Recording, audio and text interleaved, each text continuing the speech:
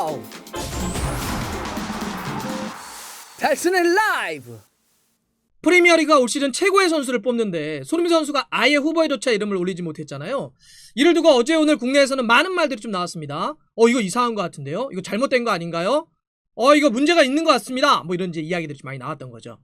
이제 우리는 아무래도 우리의 관점으로 손흥민 선수를 좀 보니까 좀 더 우쭈쭈하는 게 좀 있잖아요. 그래서 우리만 그런가? 우리만 문제가 좀 있다라고 생각하는 건가? 그렇다고 어떻게 후보에조차 이름을 못 올렸지? 이런 이야기를 좀 많이 했었는데 영국 현지에서도 프리미어리그 올 시즌 최고의 선수를 뽑는데 손흥민 선수가 아예 후보에조차 이름을 올리지 못한 걸 저격하는 그런 칼럼이 좀 나왔습니다. 그래서 제가 소개시켜 드릴게요. 그래서 이렇게 문제 제기를 할 수 있구나, 이렇게 바라볼 수 있구나, 우리만 그런 게 아니구나. 그래서 여러분들 한번 판단 한번 해주시죠. 자, 프리미어리그가 이번 시즌 최고의 선수를 뽑기 위해서 후보 8명을 발표해서 지금 투표에 들어가 있습니다. 이 8명의 후보를 보면 이렇습니다. 우승팀 맨체스터 시티에서 케빈 데 브라이너와 후뱅 디아스, 맨유에서 브루노 페르난데스, 아스톤빌라의 잭 그릴리시, 토트넘의 해리 케인, 첼시의 메이슨 마운트, 리버풀의 살라, 웨스트햄의 토마스 슈첵입니다. 일단 맨시티의 김덕배와 후뱅 디아스는 인정이죠. 김덕배는 말할 것도 없고요. 후뱅 디아스 같은 경우는 이번 시즌 맨시티에 딱 들어와서 완전히 맨시티의 수비를 바꿔놓고 우승까지 이끌었기 때문에 당연히 들어와야 됩니다. 부페 같은 경우는 스탯이 너무나 압도적이었어요. 18골, 득점 랭킹 3위, 12개 어시스트, 도움 랭킹 2위 올라와야 되겠죠. 토트넘 해리케인 득점왕 당연히 올라와야 됩니다. 득점 2위 살라도 마찬가지죠. 나머지 선수들은 사실 약간 좀 그러긴 하는데 웨스트햄의 토마스 슈첵은 뭐 자격이 있다고 저는 개인적으로 생각을 합니다. 이 선수는 원래 약간 수비적인 미드필더인데 이번 시즌 놀라웠습니다. 38경기 프리미어리그 정경기를 뛰면서 10골과 하나의 어시스트, 그러면서 팀을 6위라고 하는 웨스트햄의 돌풍을 이끌었기 때문에 들어올 만하다 생각이 드는데 메이슨 마운트, 그 다음에 잭 그릴리시, 사실 이게 그냥 프리미어리그만 따지는 거거든요. 유럽을 보는 것이 아니라. 이렇게 놓고 봤을 때 좋은 선수들이지만 손흥민 선수가 밀려나고 이 선수들이 그렇게 올라갈 정도라고 할 수 있을까? 이거에 대한 사실 많은 말들이 좀 있었잖아요. 바로 이거를 영국 현지에서도 바로 지적을 한 겁니다. 어디서 이런 칼럼을 썼느냐? HITC 기사입니다. 칼럼 형식으로 이제 견해를 좀 실은 건데요. 제목이 어떠냐? 기이한 프리미어리그 발표에 손흥민은 화를 내야 한다가 제목입니다. 내용을 그대로 한번 좀 소개시켜 드릴게요. 손흥민은 프리미어리그 최고의 축구 선수 중 한 명이다. 사실 토트넘의 등번호 7번은 유럽 최고기도 하다. 손흥민 선수 얘기하는 거죠. 손흥민은 한국 대표팀에서 89경기를 뛰면서 치명적인 마무리 능력으로 상대를 힘들게 했다. 그래서 프리미어리그 올해 선수 후보가 발표되었을 때 손흥민 선수가 보이지 않아 우리는 당황했다. 28살의 이 선수는 손흥민을 얘기하는 거죠. 올 시즌 프리미어리그 37경기에 나와서 17골을 넣었고 10개의 도움을 기록을 했다. 이번 최고의 선수 후보에 오른 선수들 중 해리 케인, 모하메드 살라, 브루노 페르난데스만이 손흥민 선수보다 더 많은 골을 넣었다. 또 해리 케인, 부페, 케빈 데 브라이너만이 손흥민 선수보다 더 많은 어시스트를 기록을 했다.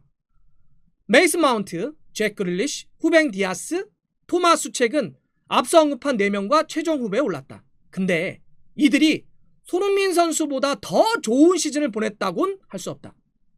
손흥민 선수는 이번에 자신을 배제한 이 같은 결정에 발언을 할 권리를 가지고 있다. 프리미어리그 37경기에서 17골과 10개의 도움을 기록한 것은 대단한 것이다.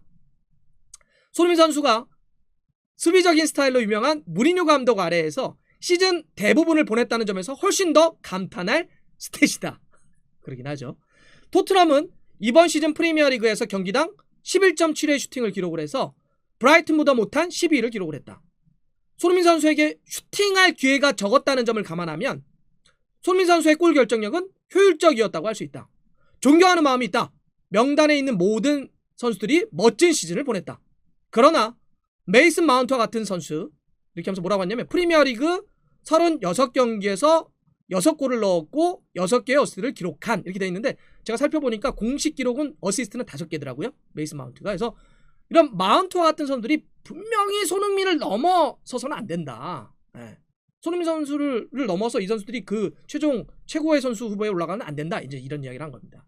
그러면서 마지막에 바라건대 손흥민 선수가 이번에 기이한 배제 이후에 다음 시즌에 더 크고 더 멋진 활약을 할 수 있기를 바란다. 이렇게 좀 칼럼을 끝마치고 있습니다.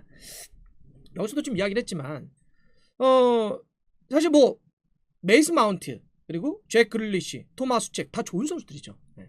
하지만 이번에 이 선수상 최고의 선수는 프리미어리그만 온전히 좀 따지는 겁니다. 그럼 프리미어리그 우리가 뭐 유럽 무대를 놓고 보면 첼시가 우승을 했고 메이슨 마운트가 잘했기 때문에 얘기할 수 있지만 이건 그냥 프리미어리그만 하는 거예요. 그렇게 만약에 유럽 무대 다 따진다고 한다면 그러면 캉테가 들어와야죠. 캉테도 엄청난 활약이었으니까. 또 예를 들어 그렇게 또 유럽 무대를 한다면 아스톤 빌라 같은 팀들, 웨스트햄 같은 팀들은 또 불리한데 올라와 있잖아요. 아니면 팀 순위만 갖고 또 했다? 그래서 토트넘이 7인데 7위에 있는 팀 2명이 들어가는 건 좀 무리스럽지 않을까 이렇게 판단을 한 것이 아닐까라고 하지만 그러면 11위에 아스톤 빌라는 뭐냐는 거죠. 잭 그릴리시 같은 경우는 순위가 좀 떨어져 있는데. 그래서 지금 이야기 나오는 건 뭐냐면 이거 잉글랜드 버프 아니냐, 잉글랜드 출신들을 조금 더 이렇게 올려주는 거 아니냐.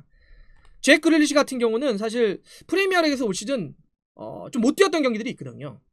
26경기 뛰어서 6골과 10개의 어시스트를 기록을 했단 말이에요. 어시스트는 좀 있었지만 경기수나 골수가 그렇게 많지는 않았어요.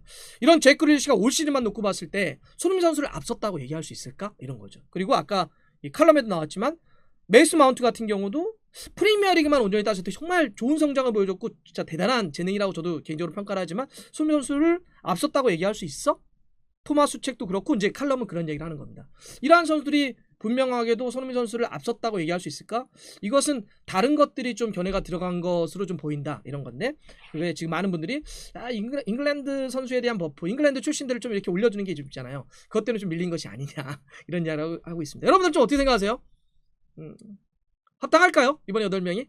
아니면 손흥민 선수 입장에서 좀 아쉬울까요? 그 아쉬운 이유가 잉글랜드 버프 맞을까요?